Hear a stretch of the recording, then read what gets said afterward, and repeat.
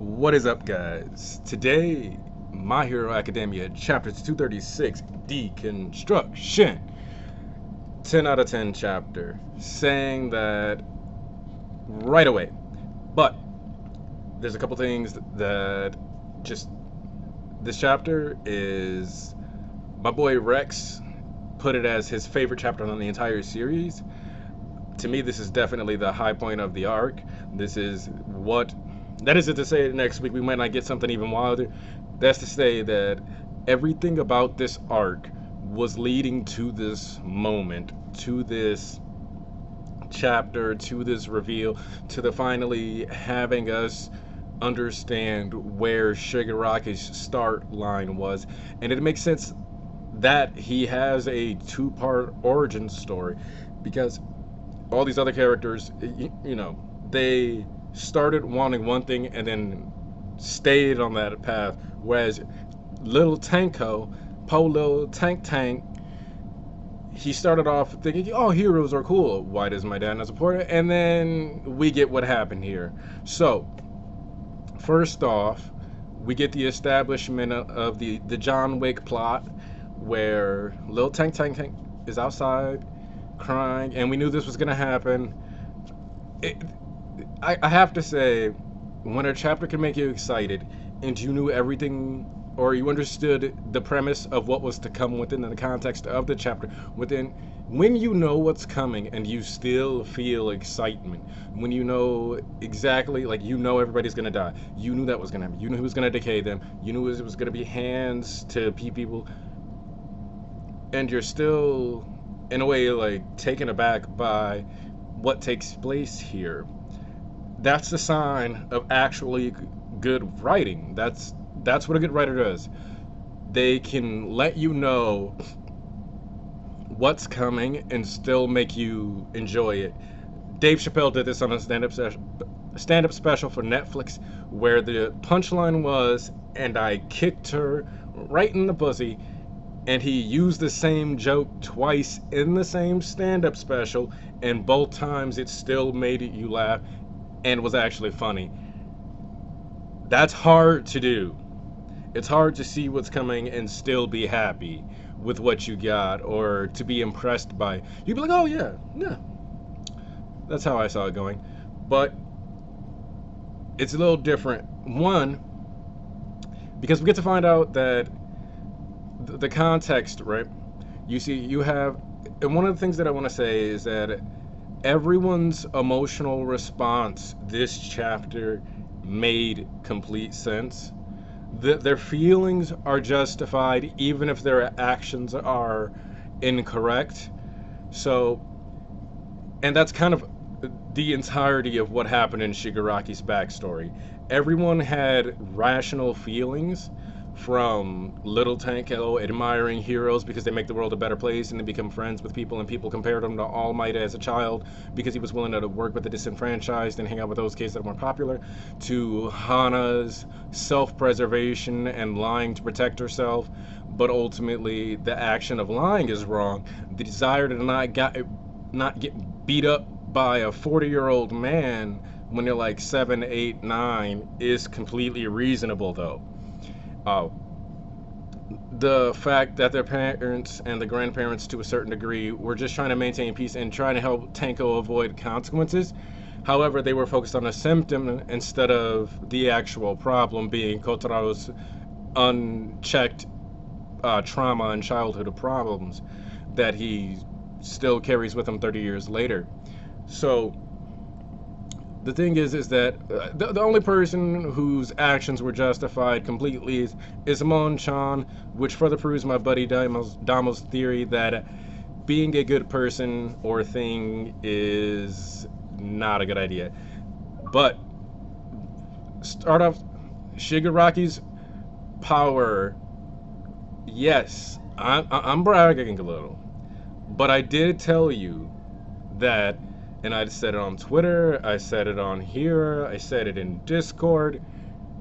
This, as we've been getting more of the barriers of his mind unlocked, we've seen more and more ridiculous feats out of his ability, and as the memories unlock, his abilities unlock, and we get here. First of all, a lot of people we're kind of lucky Shig's quirk has gotten stronger, because if you just imagine him doing what he did in chapter, I believe it was 227-ish, the chapter titled Sleepy, where he runs through the entire group of people, I want you to imagine them, instead of turning into a giant pile of dust, falling apart the same way that Shigure Rocky's family did, into just a pile of bloody chunks, because only dusting crack lines appear upon their body, so they don't entirely get dusted and they just turn into like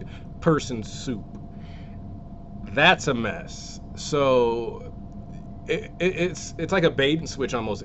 The safety of the dusting that we've always seen also allowed us to be shocked by the sheer brutality of where his quirk was and what it was doing back then, because none of us expected them to fall into chunks and pieces. The big question in the community was, how do they preserve hands if they turned it to dust? Turns out they didn't turn it to dust. They turned it into chunks of person. They're like a chop suey, a fillet, whatever you want to call it. And so you started off with the dog dying. Tomura starts panicking. Makes sense. If your dog falls apart in your hands, I think anybody who's ever held a pet or a baby or really anything knows how inconvenient. Like when you conceptualize the idea of holding something and just having it fall apart on you into a bloody mess, I think we can all agree that hyperventilating is the bare minimum reaction. So you have Hana coming out to apologize, and keep in mind, the fact that she understood that what she did was wrong and came forward to apologize was nice. The fact that Shigure Rocky wanted her not to run away, he says, you got to protect me, you got to save me, you got to help me.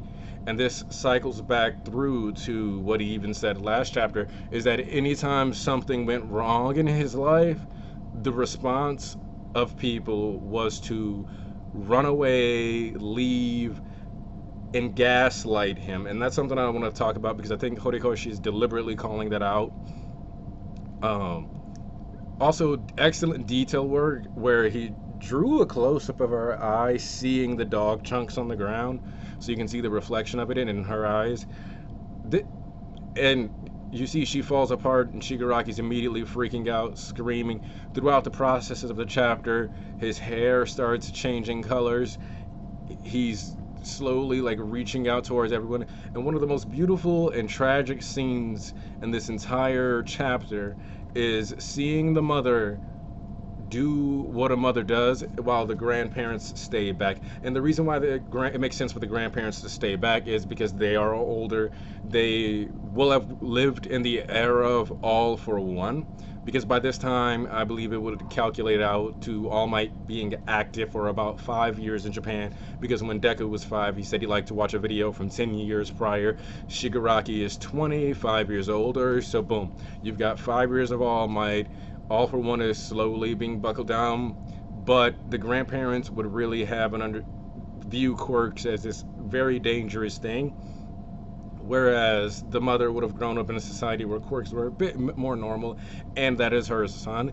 And so she realistically understood his quirk is awakening, it is dangerous, he needs to be calmed down, and she went to protect her son and fell apart for it. One of the things that I think is beautiful here, and by beautiful I mean mildly disturbing but charming, is that if you look, when she dies and her arms fly forward, it looks almost like her hands were going to land on his shoulders.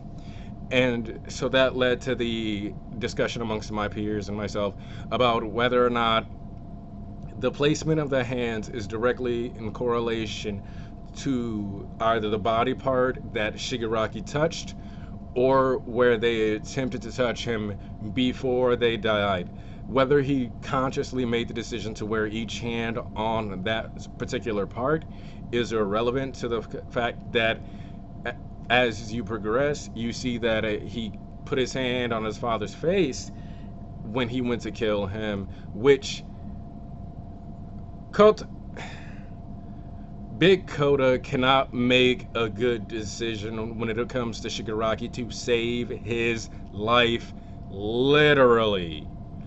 The guy sees the chaos, the destruction. Shigaraki apologizes, and stuff is going to shit. He's freaking out. And some people were calling it a rake. That's not a rake. I don't know exactly what it is, but it is not a rake. Because it's like a clamp or something, so it's probably like a hedge trimmer or something. And fun fact, kids don't like being smacked in the face with hedge trimmers. I've been hit with a few things in my life, from like horse sticks, like those sticks that have a horse on the head, like a horse head on at the end, like those blind sticks. I'm gonna be honest, if you hit me with a gardening utensil, regardless, I'm probably gonna try to fade you. And when you think about the fact that all of this emotional breakdown, if Tenko isn't sitting outside in the middle of the summer at 9 p.m., which, by the way, why was he still outside at 9 p.m.? Yeah, the parenting strats were top tier. So he goes to smack him, and finally Shigaraki's like, nah, you specifically, I actually want to kill you. And he does it, and we get another A plus Shigaraki panel with his face just smiling and excited because he's finally free. And the chapter closes with the house that represented everything his father built, everything that rejected him, everything that wanted to bring him harm, being destroyed. And so what you see here is the cycle of Shigaraki kind of looping his childhood into his adulthood and repeating those experiences, but upping the scale of what he's doing. You see, Shigaraki's family, one of the things that we do is that we have, as a culture, as a society, a strong tendency to gaslight children. If you remember, what he says in this chapter is, why did everybody take my father's side? Why did nobody call him out for being a dick, right? Anybody, and yet they finally did do that. But this reminds me of something where my mom was like, oh, I brag about you when I was really young, and I told her, but that doesn't mean anything if I never hear it. Like, if I only ever hear when you're mad at me, you might as well have said nothing good at all.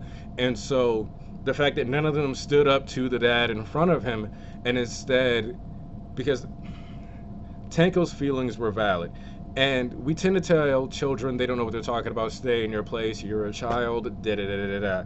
All these things to undermine their intelligence, their ability to perceive their feelings.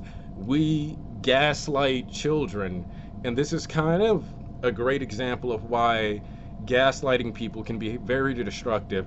I actually had, there was a woman I used to be friends with, and she dated a dude that gaslit her for like 3 years. And one day we were talking, and she thought I was making fun of her, except I didn't know what she was talking about, like, at all. And she just kept getting more and more angry, and there was nothing I could do.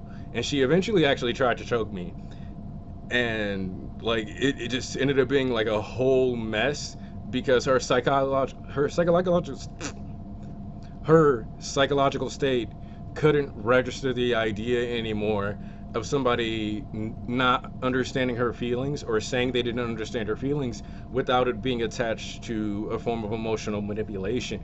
And so that's kind of the same thing, that after a while it leads to lash outs, because you just assume that people who don't understand you are just trying to manipulate you, invalidate you, and undercut you, and really there might actually just be a giant miscommunication. And so, having seen that both in adults in my life, the way gaslighting can cause you to really act out, and seeing here how Shigaraki is essentially lashing out at everything that tried to undercut his existence. This makes things, and when you think about it, he wanted to be a hero, and that's what his dad rejected. So he's subconsciously internalized his abuser's ideals, which is something that it happens very often where people who have PTSD start replicating those scenarios in their daily life or their ideology as adults. And it's like the cycle of pain where if your grandparents were really harsh, strict, overbearing, and stressed your parents out, chances are your parents either go in the complete opposite direction but still end up doing reckless, bad parental things, or they end up accidentally recreating everything wrong with their parent situation. Just it'll look different on the surface, but the psychological ramifications will be the same. And that's something that I've experienced firsthand, and that's something that you can observe within the cycle of Shigaraki's character. Shigaraki's character is literally a manifestation of everything that can go wrong with the quirk society, from the hatred of heroes being passed on to children, to quirks being biological functions that inherently cause you to have certain dispositions and desires, such as this destructive capacity, because we see here he says that the itch stops once he kills his father, which basically means his quirk needed him to kill in order to stop attacking his body, in the same way Toga needed to drink blood. But in the same vein, the unleashing and actualization of his quirk led to the destruction of his life, in the same way that twice utilizing his quirk to its fullest extent led to the destruction of his mental health and his life's stability. You can just keep going and finding all these things, and the fact that, like Deku, Shigaraki was obsessed and like very pro heroes as a child, only for that desire to be rejected by his family, and for him to internalize that and slowly start to build resentment towards the people around him who refused to either validate him on the surface, or deeper than the surface, where his sister was willing to validate him behind his father's back but could never stand up to his father with him, or his mother, who would always just say, oh, you're basically, because what we have to realize is that essentially when the grandma was like, oh, don't cry, when the grandpa is like, here's some food as a distraction, when the mom says he understands how it is for heroes, what they all accidentally effectively communicated is that the dad was justified, and what they really meant was, he has hard feelings about this, don't take it so personally, Tenko. But because he was a 5, they didn't want to say it like that, or tell him that, because they didn't want him to say that back to the father, most likely. But by choosing to be silent, by choosing negligence, they enabled pretty much everything possible that could go wrong in a quirk-based society to go wrong within their household. And now Shigaraki is essentially wanting to replicate that, because at the end of the day, the only thing that he really understands is this destructive environment where things go wrong, where things are shattered. Shigaraki says he wants to destroy everything because nothing can make him happy, but in reality, he is seeking comfort in the destructive nature of his past, because it's a very common PTSD symptom. For those of you who watched the Punisher Netflix series, if you remember, there was a soldier that could not sleep, almost shot his dad, and started digging holes in the ground to sleep in, recreating war conditions, because that became the environment he needed to feel stable, even though that in and of itself is not a healthy or beneficial environment for him to be in. And so you've seen this in various other pieces, but this is the first time, one of the few times you'll see it utilized with a villain, starting with their childhood, carrying it all through into the future, and how this affects people. So, but also, the beauty of this, though, is that Shigaraki is a child whose quirk forces destruction, and by that nature, he himself seeks destruction. But I think I said this last week, and even if I didn't, I'm going to say it now. Shigure Rocky embodies the Meta Liberation Army's ideals far more than Redastro or anyone else in the entire series. He is effectively the most liberated person in the society, in the sense that what he wants to destroy, he goes out and does it. He doesn't need a reason. He lives by his quirk. His quirk's goal is destruction, and so he goes out and destroys. The idea that the Meta Liberation Army has is that everybody should be liberated, everybody should be free, but they don't live that. They legislate that. They build up and try to force that to just be, and shape and influence other people to join them. Instead of leading by example, they try to lead by legislation. And Shigaraki is just about it. Like, he's just, that's what it is. He's about it. And so the idea of targeting Shigaraki is actually, though not consciously, and I don't think it'll ever be directly stated, but it was like slightly, noted in the beginning by Mr. Compress, is a hypocritical choice, but it's something that it's far too late for Redastro to really get to think about and process. And with Shigaraki's memories unlocked, him being able to decay from range, also notice how he accidentally destroyed his shoes back then. I think we're in for an interesting ride with the climax of this fight. And I also could see him. There's a part of me that believes that Shigaraki will be able to take down Gigantomachia, but I don't know how he's going to do it. And so I think I'm going to stick with the idea that 100% Redestro is actually going to be a challenge for him with those city block level attacks, because at the end of the day, if you throw an attack and it goes 6, 7, 8 blocks, that's a substantial distance. Actually, that's like, if you saw that crater, it would be larger than multiple football fields. Like that's multiple football fields of range that he's essentially wiping out in one stroke. So I think he has attacks that can affect the Gigantomachia, especially if he's at 100% using Burden. And I think Shig's just going to come in at the end and wipe him out. And that's going to be how he gets Gigantomachia's loyalty. That's going to be how he establishes that the League of Villains is there. I could easily see the rest of the Meta Liberation Army executives fleeing to make sure that some of the people survive and the cause carries on. And something that I think could actually happen, but it would be a little wild, is that we see Shigaraki as a child destroying his house and this entire environment, the ground is ripping apart. If Shigaraki were to just launch an attack that crumbled over a half of Deka City, that would be like his declaration of "I am here" more than any other attack. Also, one of the things I love, I'm going to say, because I just looked at the camera and I'm see, nope, this is how you can tell I don't use the camera like that. You see, no, yep, nope, Blackbeard, Shigaraki.